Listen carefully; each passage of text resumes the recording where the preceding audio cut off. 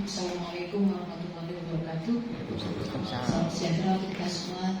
Selamat pagi. Jadi izin menyambung saja dan mungkin untuk mempercepat waktu sebelum ini ada slide sebelumnya. Dilihat dari utilisasi ya. Tapi sebelumnya saya ingin cerita dulu bahwa BPJS Kesehatan sampai dengan saat ini sudah bekerja sama dengan fasilitas kesehatan baik di primer maupun di rujukan.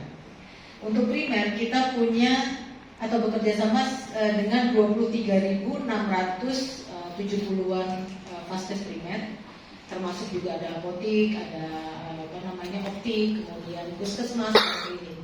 Dan saat ini untuk fasilitas primer 55% adalah private owned dan 45% adalah government owned, termasuk puskesmas. Jadi puskesmas ada sekitar 10.000 lebih ya di seluruh Indonesia.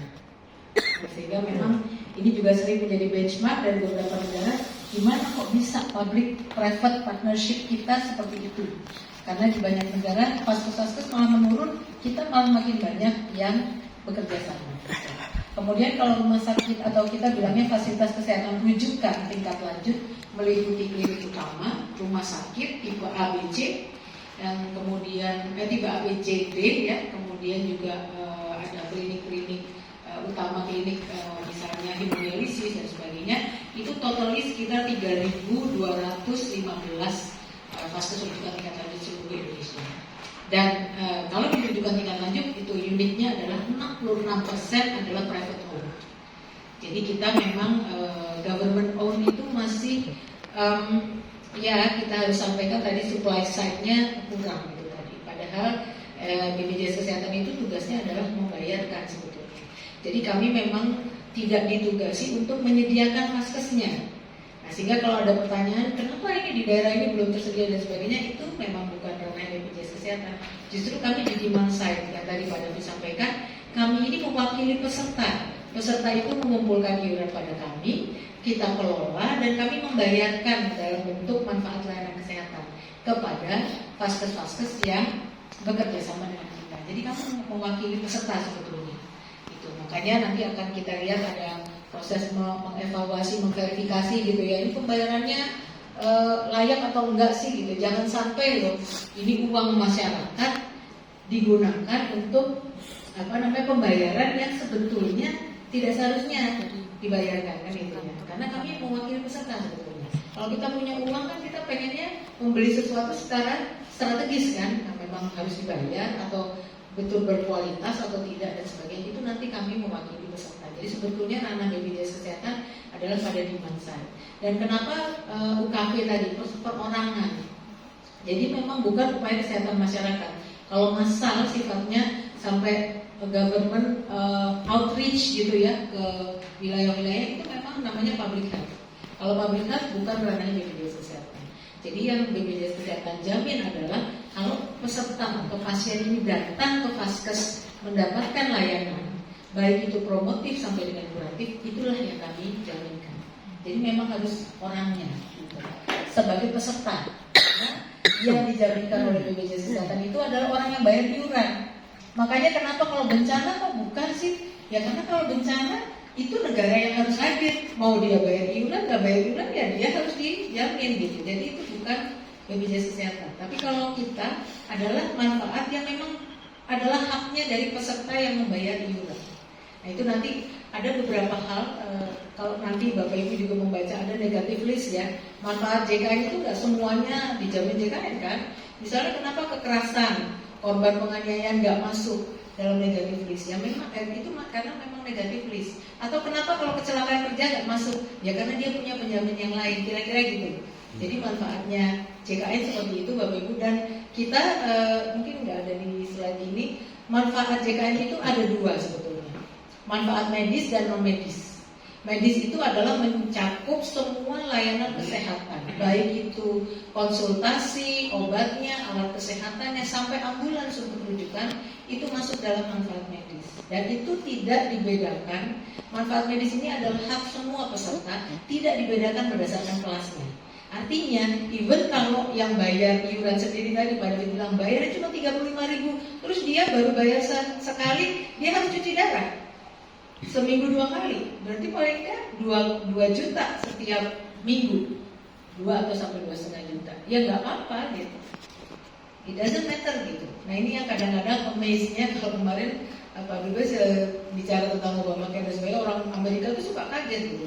You pay $2 and then you get everything. Iya, bahkan kalau harus transplantasi ginjal, ya dijamin asal dia sesuai indikasi medis. Artinya tidak dia preferensi pribadi gitu loh. Kita nggak bisa minta, saya tolong dong dilakukan operasi ini, memang nggak bisa. Tapi kalau medically indicated by the doctor, makanya dokter itu pegang peranan penting. Kalau dokter bilang ini perlu, whatever gitu, makanya hampir unlimited dan itu tidak dibedakan berdasarkan kelas. Tetapi kalau manfaat non medisnya memang masih ada akomodasi, ruang rawat inap, masih ada tuh kelas 1, 2, 3 yang memang rasan-rasan lewat saya. Dalam pembahasan apakah perlu dihilangkan kelasnya atau tidak gitu ya. Itu kan karena kita banyak perdebatan ini antara yang pro dihilangkan atau nggak dihilangkan. Karena kan buat yang bayar, misalnya aku udah bayar kelas 1 masa harus sama kelasnya sama ini. Kalau perwira TNI misalnya dia perwira tinggi masa harus sama dengan prajurit misalnya gitu ya. Itu sih makanya itu masih dalam pembahasan yang kita belum putuskan, belum ada kebijakan khas tentang kelas rawat. Tapi sementara ini kita akomodasi itu sesuai dengan iuran yang dibayarkan. Dan tadi Pak David sudah bilang kalau untuk pegawai memang jadi bermacam ya.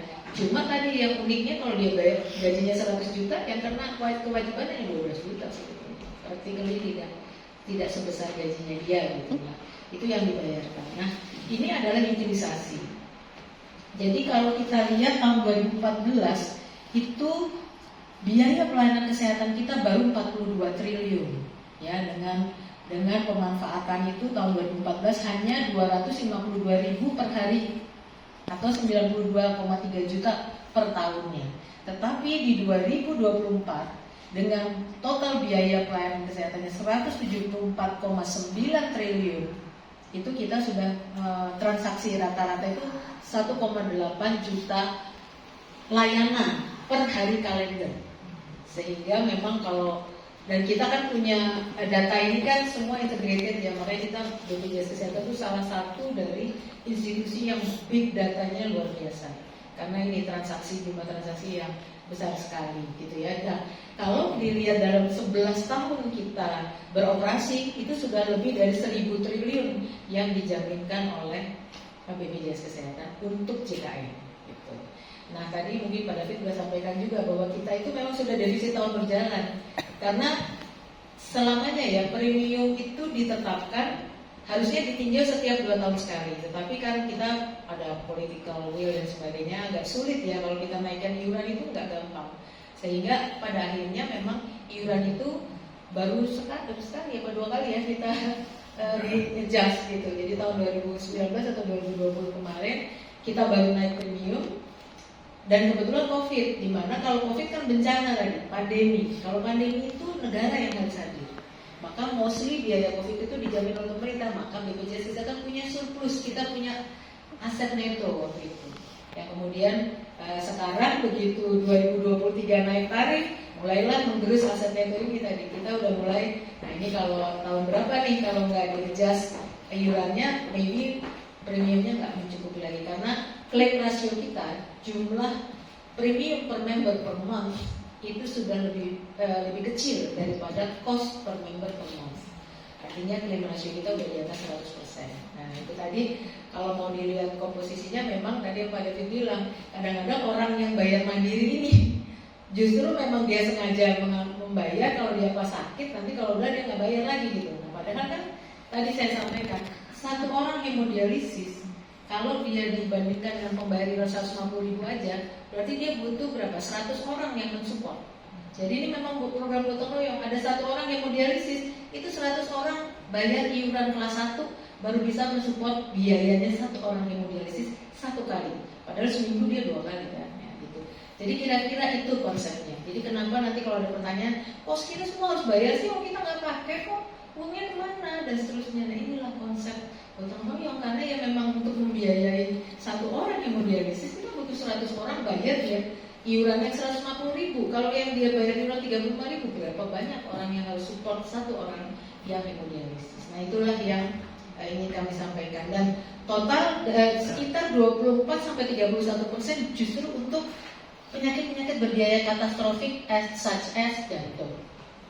Jadi kalau nggak salah jantung itu nomor 1, yang kedua hemodialisis atau penyakit ginjal, yang ketiga adalah stroke, cancer, yang kemudian stroke dan seterusnya. Ada 8 ini. Nah, jadi kalau kita lihat biaya katastrofik itu 235 triliun selama 11 tahun. Nah, makanya sekarang kita banyak pengennya ke program promotif preventif lah ya, jangan sampai jatuh ke penyakit-penyakit yang berbiaya katastrofik. Slide.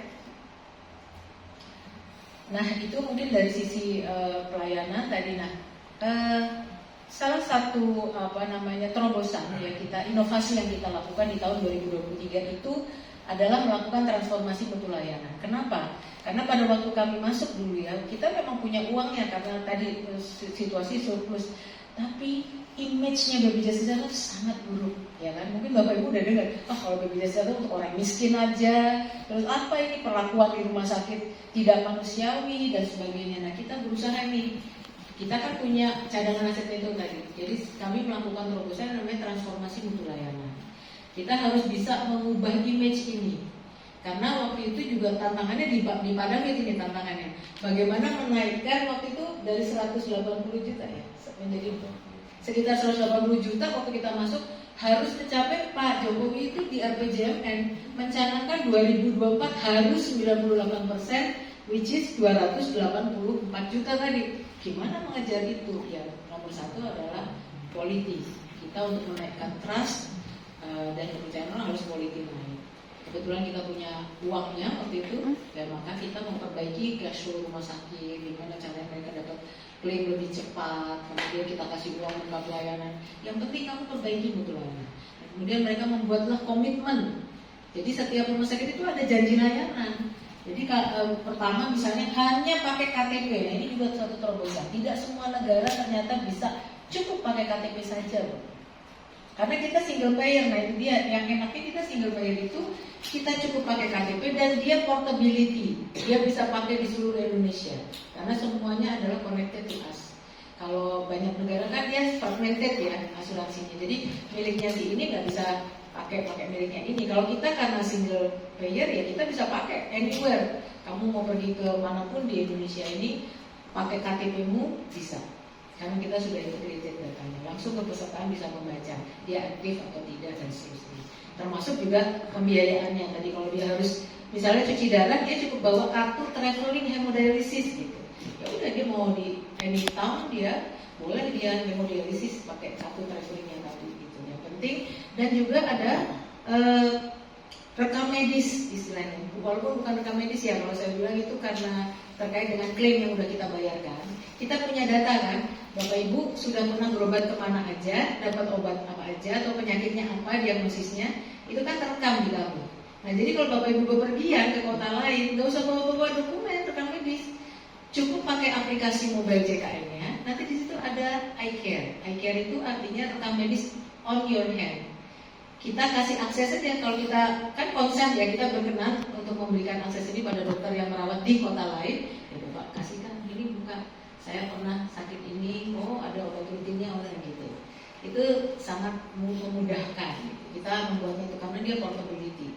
Jadi itu tadi cukup pakai KTP, nggak boleh minta fotokopi macam-macam. Itu udah janji ya, itu komitmen. Yang kedua adalah waktu tunggu layanan yang harus cepat, terpendek waktu tunggu layanan. Jadi sekarang pakai aplikasi mobile JKN itu kita bisa online queuing. Jadi dari rumah tuh kita udah dapat nomor antrian berapa, harus datang jam berapa. Nah, ini sangat membantu mungkin buat ibu-ibu yang dia harus masak-masak dulu, dia datang tinggal dia ke sana dan tidak harus mendaftar ulang di rumah sakit, tapi bisa langsung ke klinik yang dituju dan seterusnya. Ini yang ketiga adalah setara, tidak boleh ada perbedaan, diskriminasi. Dulu kan pakai BPJS ya, berarti jelek. Kalau bayar umum pelayanannya berubah. Kalau sekarang hampir tidak bisa, tadi yang Pak David bilang 80-90% pasien di rumah sakit itu peserta JKN. Ya kan kalau kita udah 98%, Adakah orang yang mau bayar sendiri? Jarang, kecuali dia memang mampu, dia punya commercial insurance, atau dia punya rumah sakit yang kayak Pondok Indah yang dia segmented, ya Abdi Waluyo itu nggak mau kerja sama kita, dan mereka punya segmen tersendiri. Tapi sudah banyak sekali yang asuransi komersial itu, dia punya asuransi komersial dan tetap mau pakai JKN.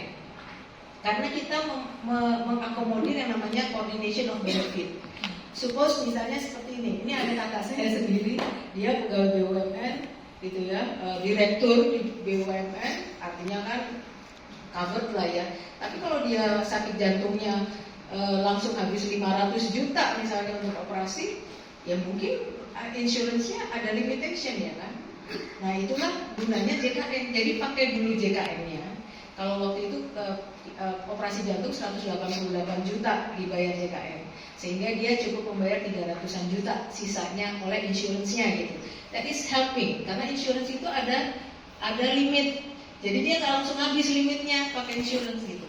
Yang susah memang kalau sebaliknya, udah pakai asuransi komersial dulu habis. Nah itu untuk pindah ke JKN agak sulit, karena kita ada agreement di peraturan pemerintah peraturan Menteri Kesehatan. Kalau Anda masuk ke rumah sakit dan Anda pakai biaya umum bukan JKN, itu tidak bisa serta-merta kembali ke JKN.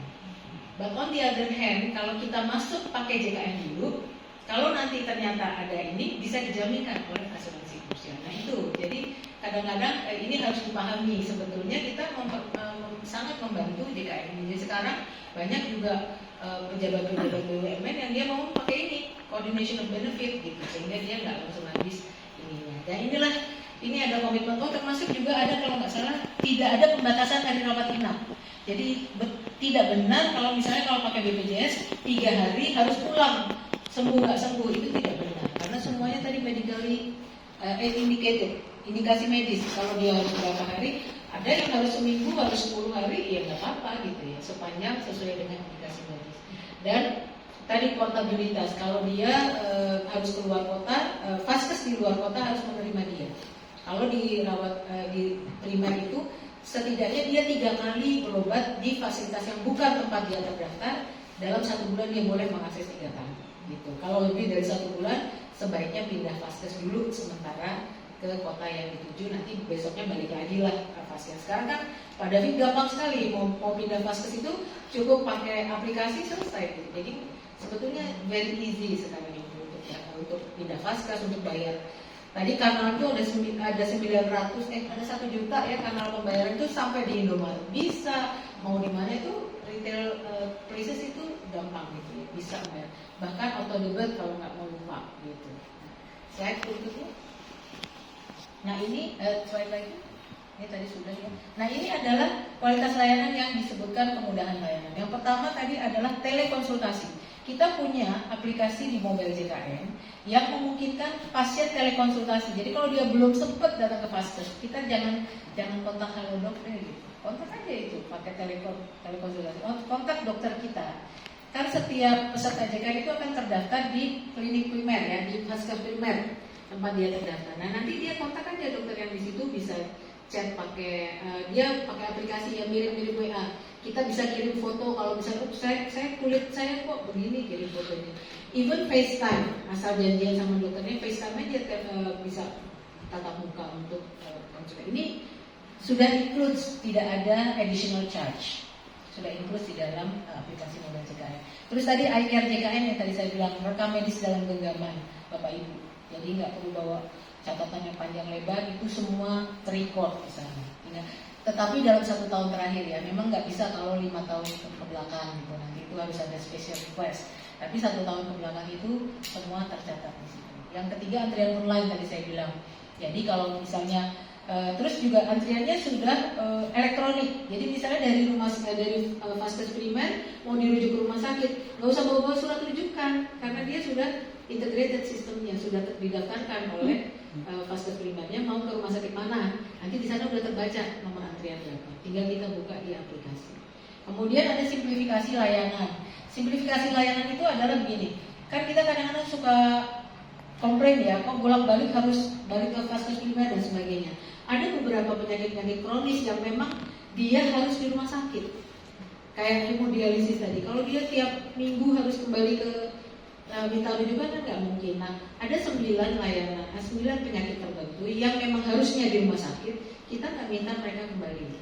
Jadi udah cukup diperpanjang di rumah sakit aja. Itu namanya simplifikasi rujukan. Kemudian ada iterasi obat. Kalau seorang penderita penyakit kronis, hipertensi, diabetes, dia tiap bulan harus kontrol, tiap bulan harus ngantri, panjang itu kan kadang-kadang kalau dia udah lanjut usia, terus gimana ya Bu? Padahal obatnya itu terus, maksudnya udah tinggal lanjutin aja, nggak ada ini.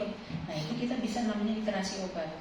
Jadi 1 kali rujukan bisa berlaku 90 hari atau 3 bulan. 1 bulan pertama ketemu dokternya, bulan kedua dan ketiga cukup ambil obat aja 30 hari itu. Jadi easy gitu ya. Termasuk yang mau keluar kota gimana Bu? Kalau saya besok pas dokternya nggak ada keluar kota ya berarti ambil dulu nih obatnya gitu kan. Iterasi obat bisa. Ini simplifikasi layanan. Kemudian display informasi. Kalau kita ketersediaan tempat tidur dan jadwal operasi juga ada. Jadi di tiap rumah sakit dia harusnya ada jadwal operasi pasien ini. Jadi kalau kita bertanya-tanya ke saya tuh dijadwalkan operasi kapan ya? Itu bisa dilihat dari aplikasi atau di displaynya di rumah sakit. Harusnya ada jadwalnya. Atau ketersediaan tempat tidur. Nah ini juga unik. Kalau dulu sering ada komplain, wah kita udah nyampe rumah sakit ditolak mau rawat inap, katanya tempat tidurnya penuh kalau buat BPJS. Nah sekarang dengan adanya informasi ini dibuka di aplikasi mobile JKN bisa ketahuan gitu. Kita bisa komplain loh, udah bilang penuh tapi di sini ada gitu pasien DKN. Nah tidak benar kan? Itu juga. Yang terakhir adalah BPJS 1. Kami menyediakan petugas. Jadi kalau ada pertanyaan, memang nggak ada sih petugas BPJS yang standby di rumah sakit. Memang kalau harus standby di semua fase tidak memungkinkan. Tadi jumlah pegawai kita seperti itu. Tapi saya ada display foto dan nomor telepon yang namanya BPJS 1 atau BPJS yang membantu, yang dia akan mau membantu setiap kendala layanan. Silakan dikontak. Gitu. Memang saat ini belum bisa 24 jam ya. Karena masih jam kerja dan jumlahnya juga masih rasionya 1:5, jadi 1 orang bisa pegang 5 rumah sakit. Nah kalau di daerah memang ini jauh-jauh rumah sakitnya sehingga mungkin dia tidak akan standby every day, every hour di situ, tapi kami berkomitmen tiap ada kendala layanan akan kita bantu. Jadi kalau misalnya, saya kok nunggu di UGD tidak ditangani kenapa?